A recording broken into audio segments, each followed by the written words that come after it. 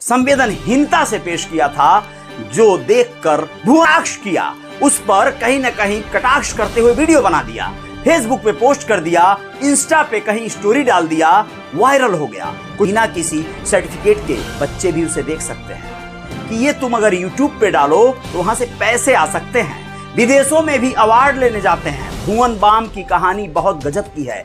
आज real reporter news star पे आप लोगों के बीच में एक ऐसी खबर, एक ऐसी सूचना, एक ऐसी जानकारी जो आप लोगों को भी प्रेरित करेगी कुछ खास कर गुजरने के लिए। जी हाँ, मैं आज आप लोगों को बताने जा रहा हूं किसी फिल्म स्टार की नहीं, बल्कि एक ऐसे यूट्यूबर की कहानी जो अपने आप में एक मिसाल कायम किया, एक बहुत बड़ा मैसेज दिया इस सोसाइटी को।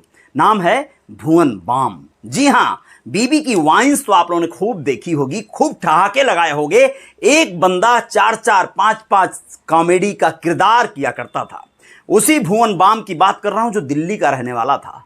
यूं तो वो अपने दोस्तों की चाहत में सरदार भगत सिंह कॉलेज में दाखिला लिया दिल्ली के, लेकिन संयोग ऐसा बना कि कॉलेज में दोस्तों का टाइमिंग अलग, इसका टाइमिंग अलग। फिर भी हिस्ट्री में क्यों उसको मिल गया एडमिशन? क्योंकि वहां कट ऑफ ही था 93% दाखिला के लिए, जबकि ये 75% पे ही अटक गया था, इसलिए तो इतिहास मिला। मन पढ़ाई में नहीं लगा तो बैक फुट पे आ गया। सिंगिंग का शौक बचपन से, हाँ जी, इतना शौक कि परिवार के लोग अपनी संपन्नता को यहां पे जाहिर करते हैं। जब वो 4th क्लास में था तभी उसे म्यूजिक क्लास में डाल दिया गया। उसके सिंगिंग से लोगों को आशाएं थी, परिजनों को।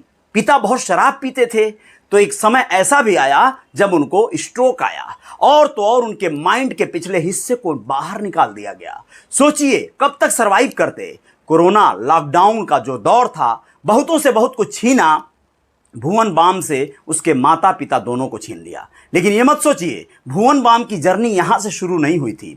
भुवन बाम की जर्नी तो हो गई थी शुरू 2014 से, जब जम्मू कश्मीर में एक बार एक बाढ़ आपदा आई थी और उसकी रिपोर्टिंग एक रिपोर्टर ने किया था। उसने उस पूरे खबर को बड़ी संवेदनहीनता से पेश किया था, जो देखकर भुवन बाम को बड़ा बुरा लगा। भुवन बाम ने उसका कटाक्ष किया, उस पर कहीं ना कहीं कटाक्ष करते हुए वीडियो बना दिया, फेसबुक पे पोस्ट कर दिया, इंस्टा पे कहीं स्टोरी डाल दिया, वायरल हो गया। कुछ लोगों ने सलाह दिया भुवन बाम को कि ये तुम अगर यूट्यूब पे डालो तो वहां से पैसे आ सकते हैं।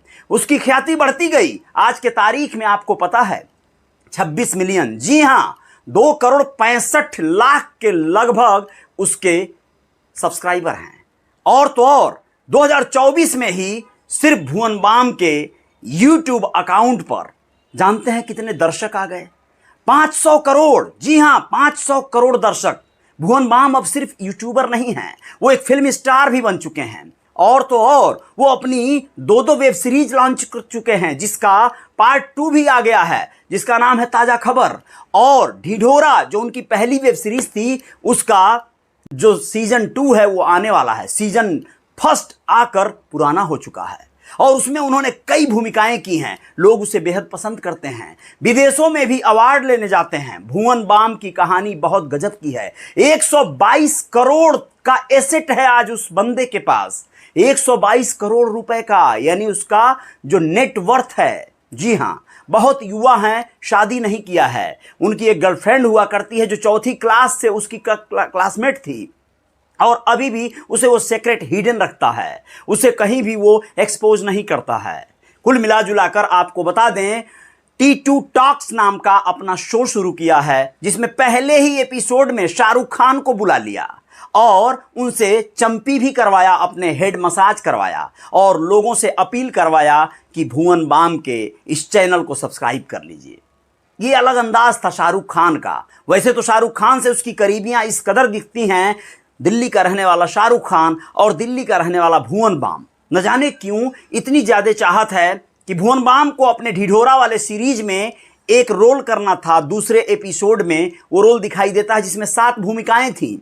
उसे किसी साधारण कैमरे से शूट नहीं किया जा सकता था। वो एक ही कैमरा है जिससे शूट किया जा सकता था, और वो कैमरा है शाहरुख खान के पास। शाहरुख खान से उसने रिक्वेस्ट किया। शाहरुख खान ने न सिर्फ कैमरा भेजा बल्कि 10 लोगों को भी भेजा जो उस कैमरे को हैंडल करने थे, क्योंकि उस कैमरे का साइज पूरे एक कमरे के बराबर है। जी हां, अब आप सोचिए क्या इक्विपमेंट्स लगते हैं फिल्म मेकरों को, क्या इक्विपमेंट्स लगते हैं यूट्यूबरों को। अब आप लोगों को अगली कड़ी में यह बताना जरूरी है कि भुवन बाम अपने सीरीज तो बना ही रहा है, लेकिन उसके पहले उसने सोचा था फिल्म स्टार बनेंगे, स्ट्रगल करने गया था, कुछ प्रोडक्शन हाउसेस में गया जहां रिजेक्शन मिला, बोला गया तुम अपनी चारदीवारी के अंदर ही अपनी वीडियोस बनाओ, कॉमेडी और फन करो, यही तुम्हारे लिए बेस्ट है। उसके पास दो ऑप्शन थे, या तो उनकी बातों को सुन लेता, सह लेता, अपने दरबे में आ जाता, या फिर कुछ कर दिखाता। उसने कुछ कर दिखाने का ठाना, क्योंकि उसके पास पैसे थे, सोर्स ऑफ इनकम था, यूट्यूब जो सबसे वजन प्रकल्प था उसका। उसने बीबी की वाइन्स प्रोडक्शन नाम का अपना प्रोडक्शन हाउस डाला और वेब सीरीज बना डाला। वो कहता है कि अब आने वाले वक्त में हम बहुत सारे ऐसे फिल्में बनाएंगे जो पूरी तरह से फैमिली के साथ देखा जा सकता है, बिना किसी सर्टिफिकेट के बच्चे भी उसे देख सकते हैं। बीबी की वाइन्स वाले भुवन बाम की कहानी बहुत ही अलग तरह की है दोस्तों। बचपन में ही पैसे कमाने की ललक थी। इस ललक में एक बार पिज्जा स्टोर पर गया और बोला कि मुझे काम चाहिए। पिज्जा स्टोर वाला शायद उसे पहचानता रहा होगा या फिर नहीं, लेकिन उसने कहा पढ़ाई लिखाई नहीं कर रहे हो क्या, चलो भगो यहां से। उसने उसे घर का रास्ता दिखा दिया। वो अपनी स्कूटी लेकर गया था राइडर, डिलीवरी बॉय बनने के लिए। अब आप लोगों को बताना जरूरी है, एक वक्त तो भी आया जब भुवन बाम इतने प्रसिद्ध हो गए, इतने प्रचलित हो गए कि उनके घर के बाहर लोगों की भीड़ लगने लगी। दिन हो या रात लोग उनके एक दर्शन दीदार के लिए खड़े रहते थे। इससे पड़ोसियों को भी खासी परेशानी होने लगी थी और भुवन बाम को रातों रात अपना घर बिना किसी को बताए बदलना पड़ा। दिल्ली से मुंबई की जर्नी हो गई, मुंबई में शिफ्ट कर गए और आप लोगों को जैसा कि मैंने बताया कि लॉकडाउन कोरोना में उनके माता पिता दोनों चल बसे। इससे काफ़ी हर्ट हुए भुवन बाम, लेकिन जर्नी लगातार जारी है। आप लोगों को यह भी जानकारी होगी कि भुवन बाम बहुत सारी मल्टी भूमिकाएं करते हैं, मल्टी किरदार निभाते हैं और कॉमेडी से सबको रिझाते हैं। ये बात बहुत इत्तेफाक रही कि वो एक रेस्टोरेंट में जॉब पे लग गए। उन्हें सिर्फ गिटार लेकर खड़े होना था, जिसके लिए उनको उस समय 3,500 रुपया वो रिसोर्ट देता था। कहते हैं भुवन बाम कि जब ये गिटार लेके खड़े होने का मुझे इतना पैसा मिल रहा था तो मेरे मन में एक ललक आई कि क्यों ना मैं इसे बजाना सीख लूं। मैं इसे बजाता था और गुनगुनाता भी था, क्योंकि गायकी का शौक बचपन का था। लेकिन वहां पर सब लोग टल्ली रहते थे, कहीं ना कहीं अपने में मस्त, कोई इनकी तरफ ध्यान नहीं देता था, इसलिए बड़े उदास होते थे। लेकिन इनको क्या पड़ी थी, उस काम के तो इन्हें पैसे मिल रहे थे, इसलिए ये उसे किए जा रहे थे। वहां से पैसे आना और यूट्यूब पे इनके वीडियोस का चल पड़ना, ये एक इत्तेफाक रहा, एक दौर रहा और उस दौर में भुवन बाम सबसे अव्वल श्रेणी में आते हैं।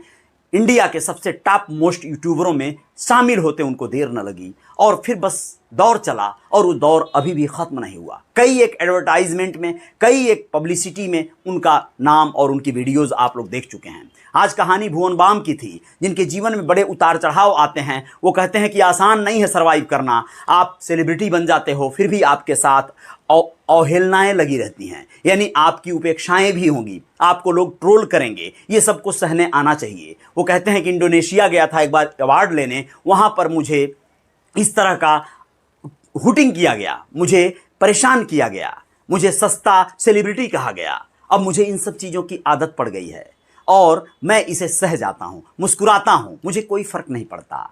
जो विख्यात होगा उसके साथ ये चीजें लगी रहेंगी। आप क्या कहेंगे इस वीडियोस पर, और बीबी की वाइन्स वाले भुवन बाम को आप कब से देख रहे हैं, कमेंट बॉक्स में लिख सकते हैं। बाकी रियल रिपोर्टर न्यूज स्टार पे इस तरह के जय जयकार होते रहेंगे। आप लोग बने रहिएगा मेरे साथ, आएंगे अगली कड़ी में किसी और सेलिब्रिटीज की कहानी लेकर, दास्तानें लेकर। जय हिंद, जय भारत, नमस्ते, बहुत बहुत शुक्रिया, धन्यवाद।